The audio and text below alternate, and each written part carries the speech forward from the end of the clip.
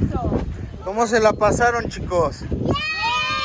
¡Bien! ¿Qué fue lo que más les gustó? Yo. ¿Qué? ¿Tú? Yo. ¿Qué? Lo que más me gustó. Agua, Caleb. Caleb, ¿quieres agua? ¿Eh? Fueron los leones y los jaguares y los tigres. Ah, muy bien. ¿Y tú, Emiliano? ¡Hay un árbol! ¿Eh? ¿Y tú, Emiliano? Me gustaron más. Espera. Y también me gustó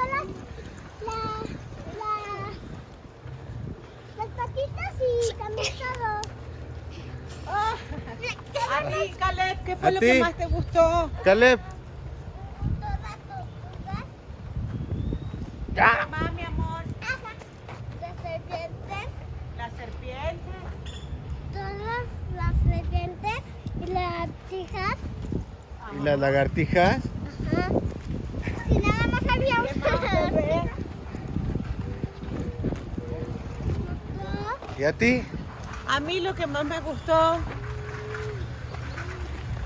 fue ese león que tengo ahí, aquí atrás. Ese tigre. El león, porque duerme 18 horas Ándale, el león. al día. Sí, el león que tengo, que me está grabando. A mí lo que más me gustó fueron los tigres y la leona que se quería comer a Victoria. ¿Te acuerdas, Vic? ¿Eh?